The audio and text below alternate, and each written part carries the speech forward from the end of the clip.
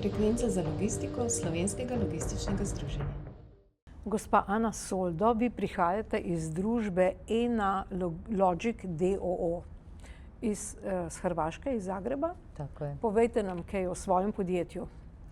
Ena Logic je dio Ena grupe. Ena grupa je podijeljena na energetski sektor i logistički sektor. Mi naravno Ena Logic spadamo pod logistički sektor. U sklopu logistik sektora su Ena Logic, Ena Transport, Luka Rijeka i Luka Ploče. Naš, ajmo reći, core biznis je u principu integracija lučkih aktivnosti sa željezničkim prijevozom i povezivanje strateških pravaca koje počnu iz te dvije navedene luke u regionalne hubove, prvenstveno Beograd, Budimpešta. Evo sad smo sve što aktivirali sa Enom Slovenija u Sloveniji i u principu našim kupcima nudimo to jedno cjelokupno rješenje logistično. Torej, vi ste uspeli vzpostaviti neko mrežo tega transporta. Kako vam je to uspelo?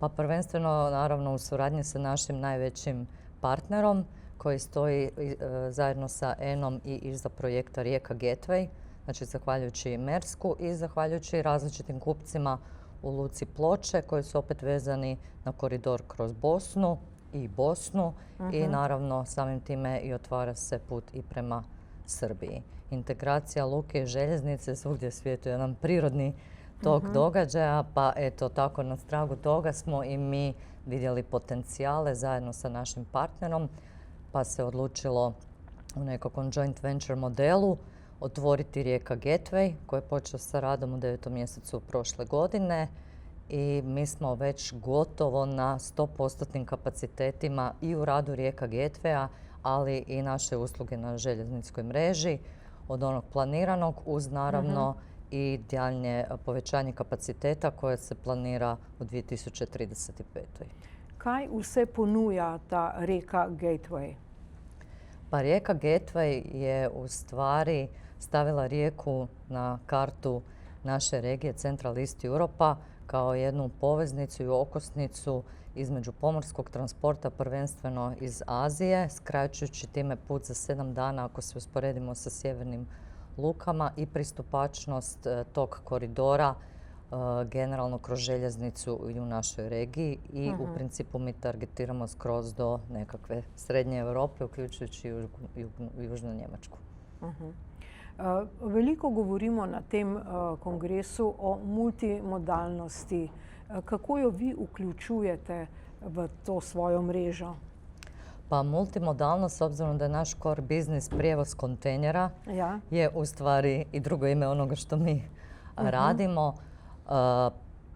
Pa jednostavno, gledajte, činjenica je da vi sa jednim vlakom zamjenjujete oko 60-ak kamiona. Sve naše lokomotive su električne lokomotive. U današnja vremena kad vidimo da je generalno cijeli energetski sektor vrlo nestabilan, mi smo sigurno tu u puno stabilnijoj poziciji i naši kupci na to i računaju. Tako da multimodalnost je jedan vid logističkog koncepta koji još uvijek ima jako puno prostora da se razvija na ovom području, ali ključno je naravno ulaganje u infrastrukturu, prvenstveno u kvalitetu željezničke mreže. Ja bih rekla da je privatni sektor svoj odradio jer je uložio u lučke kapacitete. Evo vidimo da je Luka Koper konstantno raste i ono što smo isto naučili u ovim godinama da rast jednog ne znači da na taj način padaju količine na drugom terminalu, dapače, rast jednog terminala otvara opcije i za drugi terminal, tako da u svim ovim investicijama, ulaganjima smo mi kao koridor generalno samo dobili na težini i na bitnosti i međusobno se potičemo na daljni razvoj. Torej, če prav razumem, Luka Koper in pa Rijeka nista konkurenci? Ne, ja bih rekla da pače.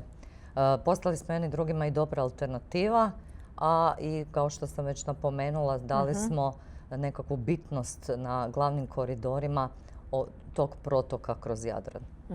Kako je država Hrvaška pomagala pri izgradnji te željezniške infrastrukture? Pa to je jedan proces koji će još jako dugo trajati.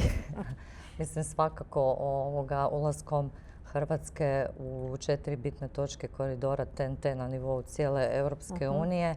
Tu su se pojavile i, ajmo reći, nekakve investicije koje financira Europska unija, prvenstveno u željeznicu. I s te strane, naravno, bez države je to nemoguće implementirati i taj support je iznimno bitan.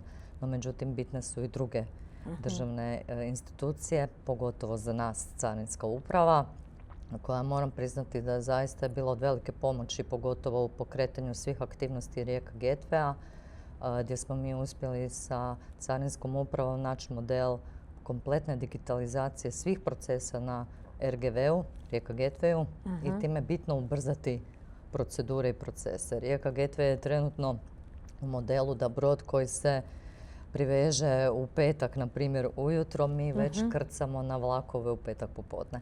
Tako da smo sve gotovo. Znači, sve je spremno za otpremu i nebitno da li se radi o kontejnerima koje napuštaju Europsku uniju ili idu dalje unutar Europske unije. Prvenstveno za nas su dva najbitnija terminala, Budimpešta i Beograd.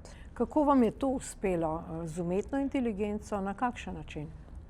Pa, nismo još došli do krajnje implementacije umjetne inteligencije, ali digitalizacija je u potpunosti provedena. Baš u potpunosti. To vam je ključno. Da bi dobili na nekakvoj optimizaciji i da bi dobili na tom vremenu, jer svi smo u utrci sa vremenom, svakako bez takvog kompleksnog rješenja to ne bi bilo moguće. Naravno, Carinska uprava je isto tako u potpunosti podržala taj projekt, ne samo riječima, nego i dijelima. Tako da, eto, ja rekla bi da je naš Rijeka Gateway zaista pokazao sve svoje prednosti. Geopolitične razmere prav zdaj, še posebej na Bližnjem vzhodu, niso najboljše. Kako se vi s tem spopadate? Pa gledajte, ja bih rekla da mi geopolitički nismo stabilni još od početka COVID-a, je li tako, od 2020. Mislim da se moramo svi skupa naučiti da živimo u nemirnim vremenima, potpuno nepredvidivim i da je to naša nova realnost, jel, kako su nas učili, novo normalno. I to je jednostavno tako. Vidite da smo svakih par mjeseci u nekom vidu neke krize. Naravno da za logistički sektor, kad pričamo o energentima, pogotovo o gorivu, to je ključan problem.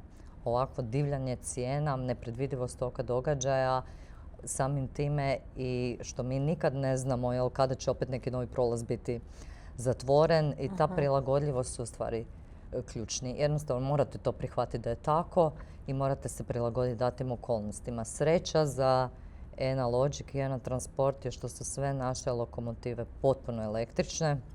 Pa evo, sad je malo sreća na našoj strani u ovom kontekstu, no međutim naša kompanija kroz svoje investicije u zelene energije, koje čak nose veći dio investicija, svakako je spremna za tu tranziciju i svi naši poslovni potezi govore u tom pravcu. Kaj se lahko slovenski logisti naučijo od hrvaških? Pa ja bih rekla da zaista što se tiče logistike mi jako, jako blisko surađujemo. Ne bih rekla da nešto netko može naučiti od jednog ili od drugog, čak bih rekla da pogotovo prema većim projektima dosta unisono nastupamo. Podržavamo se i dijelimo i nekakva znanja i ideje. Tako bi rekla bi da smo tu jedni za druge, više da se podržavamo i da razmjenjujemo nekakva mišljenja i tražimo rješenja. Gospa Soldo, najlepša hvala za pogovor. Hvala i vama.